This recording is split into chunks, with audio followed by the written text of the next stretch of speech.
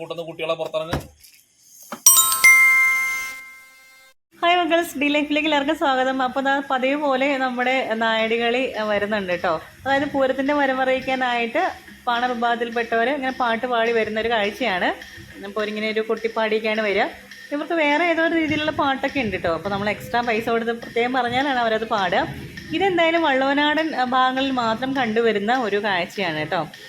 3 വർഷം തുടർച്ചയായി ഇദ്ദേഹമാണ് ഇവിടെ പാടി വരുന്നതായിട്ട് കാണുന്നത്. ചിലപ്പോൾ മക്കളൊന്നും ഏറ്റെടുത്തില്ല എന്നുണ്ടെങ്കിൽ ഒരു പക്ഷേ ഭാവിയിൽ അന്യം നിന്ന് പോയേക്കാവുന്ന ഒരു നാടൻ കലാരൂപമാണെന്നും നമുക്ക് പറയാം. പണമോ അരിയോ തുണിയോ ഒക്കെ നമുക്ക് ഇവർക്ക് കൊടുക്കാം കേട്ടോ. ഇപ്പം ഞാൻ എന്തായാലും ഒന്നുകൂടി പാടിക്കുന്നുണ്ട്.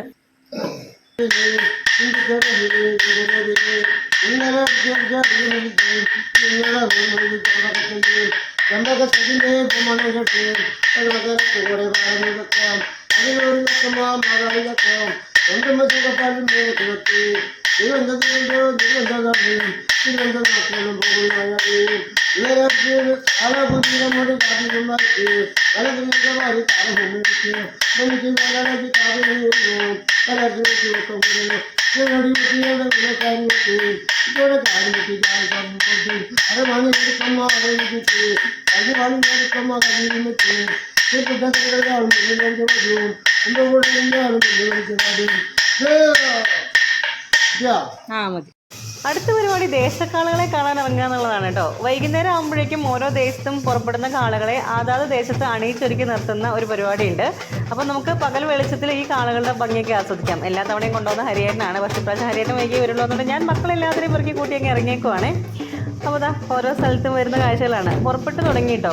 ഇത് അമ്പലത്തിൽ എത്തുമ്പോൾ ഒരു നേരമാവും. എല്ലാ സ്ഥലങ്ങളിലും നിർത്തി പാട്ടൊക്കെ ആയിട്ടൊക്കെയാണ് കൊണ്ടുപോവുക.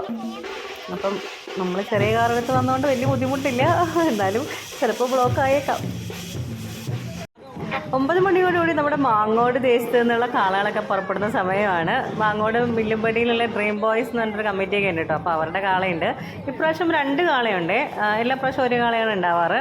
അപ്പം അത് പുറപ്പെട്ടു കഴിഞ്ഞാൽ പിന്നെ നമ്മുടെ സ്വന്തം കാള തന്നെയാണല്ലോ. അപ്പോൾ നമ്മളിതാ റോഡ് സൈഡിലേക്ക് ഇറങ്ങി നിന്നിട്ട് ഭയങ്കര ഡാൻസും പരിപാടിയൊക്കെ ആയിരിക്കും. അവരുടെ ഒപ്പം ജോയിൻ ചെയ്യും. നമുക്ക് വേണമെങ്കിൽ ഈ കാളയുടെ പിന്നാലെ അങ്ങ് അമ്പലപ്പറമ്പ് വരെ പോകാം. അല്ലാതെ ഉണ്ടെങ്കിൽ നമുക്ക് ഇവിടെ കളിയൊക്കെ നിർത്തിയിട്ട് അല്ലാതെ അമ്പലത്തിലും പോവാം. അപ്പോൾ അത് പുറപ്പെടുന്ന സമയമായിട്ട് അപ്പോൾ ഞങ്ങളെല്ലാവരും കൂടെ കയറിയേക്കുവാണ്. നല്ല രസമുണ്ട്. പിള്ളേർക്കൊക്കെ ഭയങ്കരമായിട്ട് എൻജോയ് ചെയ്യാൻ പറ്റുന്ന കാര്യമാണ്. പിന്നെ ഈ പൂരം എന്ന് പറയുന്നത് കെട്ടിച്ചു വിട്ട മക്കളൊക്കെ തിരിച്ച് വീട്ടിലേക്ക് ചെറുമക്കളൊക്കെ ആയിട്ട് വരുന്ന ഒരു സമയം കൂടിയാണ്. അപ്പം കുറേ നാളായിട്ട് കാണാത്തവരെ കാണാനും പരിചയം പുതുക്കാനും സ്നേഹം പുതുക്കാനും ഒക്കെയുള്ള ഒരു സമയമാണ് ഈ ഒരു പൂരം സമയം എന്ന് പറയുന്നത്. പ്രത്യേകിച്ചും അവധിയും കൂടി ആയതുകൊണ്ട് എന്തായാലും കുട്ടികൾക്കൊക്കെ ഭയങ്കരമായിട്ട് എൻജോയ് ചെയ്യാൻ പറ്റുന്ന ഒരു പൂരമാണ് നമ്മുടെ മാങ്ങോട്ടുകാവിലുള്ള പൂരം. സ്വന്തം നാട്ടിലെ പൂരം എല്ലാവർക്കും ഒരു ഹരമാണ്. അത് ഏത് നാട്ടിലാണെന്നുണ്ടെങ്കിലും. പക്ഷേ ഈ ഒരു ഭാഗത്തെ പൂരം എന്ന് പറയുന്നത് മറ്റ് ജില്ലകളിൽ നിന്ന് വരുന്നവർക്ക് ശരിക്കും പറഞ്ഞാൽ അതിശയകരമായി നോക്കി കാണാൻ പറ്റുന്നൊരു പൂരം കൂടിയാണ് കേട്ടോ. അത്രയധികം വ്യത്യസ്തമായിട്ടുള്ള കാഴ്ചകളും കലാരൂപങ്ങളൊക്കെ ഈ ഒരു പൂരത്തോടനുബന്ധിച്ച് ഇവിടെ കാണാറുണ്ട്. അപ്പം ആദ്യം കണ്ട പോലെ നായടികളി, തിറപൂതൻ, ഇതൊക്കെ പൂരത്തോടനുബന്ധിച്ച് നമ്മുടെ വീടുകളിലൊക്കെ വരുന്ന ഒരു കലാരൂപങ്ങളാണ് കേട്ടോ. അങ്ങനെ ഒരുപാട് വ്യത്യസ്തങ്ങളായിട്ടുള്ള കാര്യങ്ങൾ ഇവിടുത്തെ പൂരത്തോടനുബന്ധിച്ചുണ്ട്. ഐതിഹ്യങ്ങളായിട്ട് വേറെയും. കാളവേലയുടെ ഐതിഹ്യം എന്താണെന്നുള്ളത്, അതിൻ്റെ ഒരു സ്റ്റോറി എന്താണെന്നുള്ളത് ഞാൻ മുന്നേ ഒരു വീഡിയോയിൽ പറഞ്ഞിട്ടുണ്ട്. അപ്പോൾ നമുക്ക് ഈ വീഡിയോയിൽ ഞാൻ വീണ്ടും അത് പറയുന്നില്ല. പക്ഷേ ഈ ഒരു കാളവേല മറ്റമ്പലങ്ങളിലൊന്നും നമുക്ക് കാണാൻ സാധിക്കില്ല കേട്ടോ. ഭഗവതിക്കാവുകളിലും പൂരത്തോടനുബന്ധിച്ച് മാത്രമാണ് ഈ ഒരു കാളവേല എന്നുള്ളൊരു പരിപാടിയുള്ളൂ.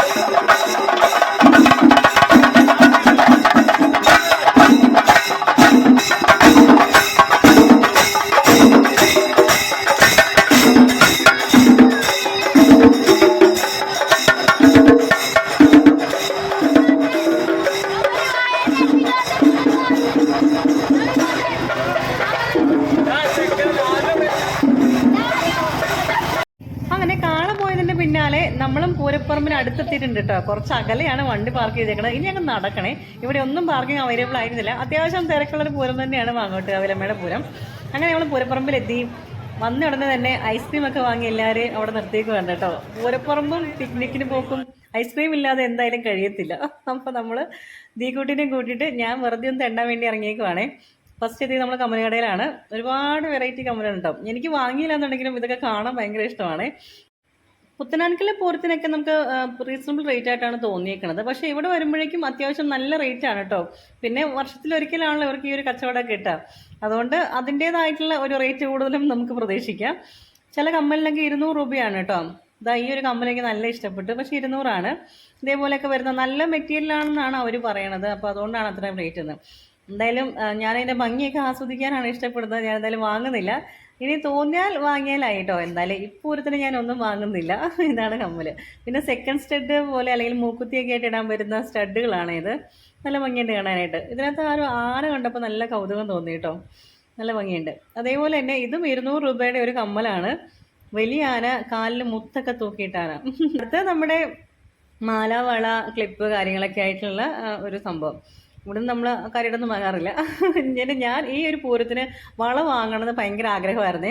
സാധാരണ കെട്ടിയന്മാരൊക്കെ കൊണ്ടുപോയി വളയൊക്കെ ഇട്ട് കൊടുക്കുന്നതൊക്കെ ഭയങ്കര ഒരു ഇമാജിൻ ചെയ്യാൻ പറ്റുന്ന സന്തോഷം തരുന്നൊരു കാര്യമാണെങ്കിലും ഞാൻ ദീകൂട്ടിയാണ് വന്നത്.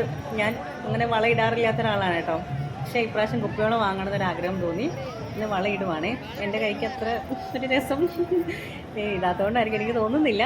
പിന്നെ ചേച്ചി കുത്തിക്കേറ്റിട്ട് തന്ന് എൻ്റെ കൈയൊക്കെ മുറിഞ്ഞു കേട്ടോ. കുപ്പിയോളം പേടിയുമാണ്.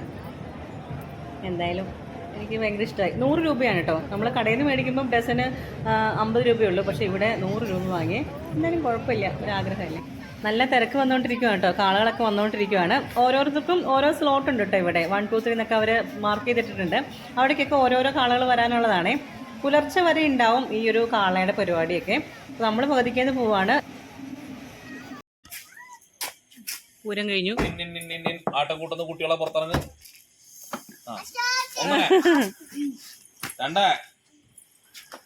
3, 4,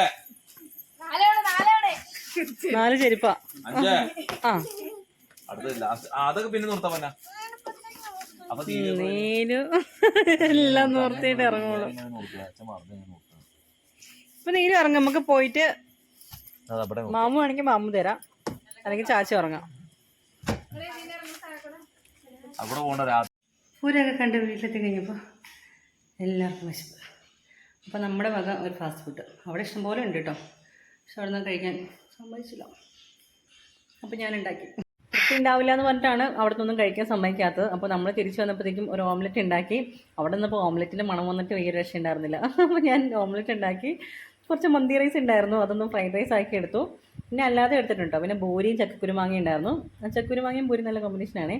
നീലൂര് മുട്ട ഇഷ്ടമില്ലാത്തതുകൊണ്ട് നീലൂരിന് ചുമ്മാ മന്തി റൈസ് ചൂടാക്കിയെടുത്ത് കട്ടൻ ചായ ഉണ്ടാക്കി കേട്ടോ. അപ്പം ഞങ്ങളെന്നാൽ പിന്നെ വിശപ്പ് മാറ്റട്ടെ. മറ്റൊരു വീഡിയോ ആയിട്ട് വരുന്നവരെ എല്ലാവരും സന്തോഷമായിട്ടിരിക്കുക, ഹെൽത്തി ആയിട്ടിരിക്കുക കേട്ടോ. ടാറ്റാ, ബൈ.